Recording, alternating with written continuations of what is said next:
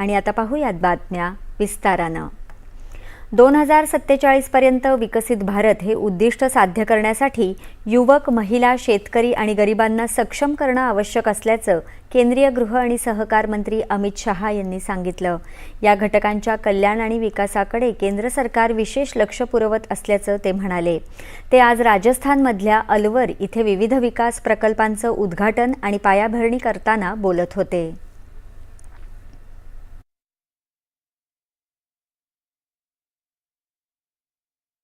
मोदी जी ने किसानों के लिए, पशुपालकों के लिए हर साल एक योजना घोषित की।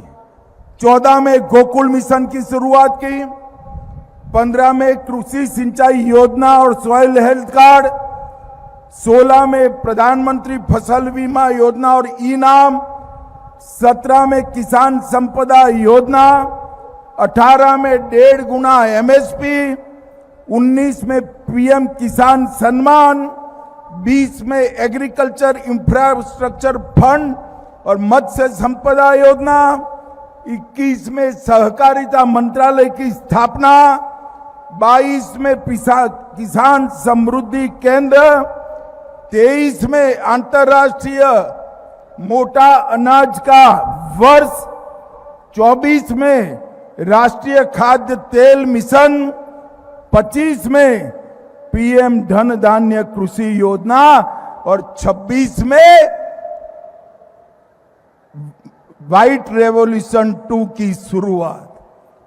14 से लेकर 26 तक एक भी साल ऐसा नहीं गया है कि इन्होंने किसानों के लिए कोई बड़ी योजना जाहीर न की हो।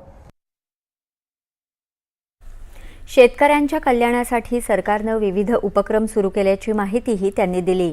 2014 ते 2026 या काळात केंद्र सरकारने शेतकऱ्यांसाठी विविध योजनांचा प्रारंभ केला आणि किमान आधारभूत किमतीतही सातत्याने वाढ केल्याचं त्यांनी नमूद केलं। ग्रामीण अर्थव्यवस्थेत परिवर्तन घडवून आणण्याची दुग्ध व्यवसायाची क्षमता त्यांनी अधोरेखित केली।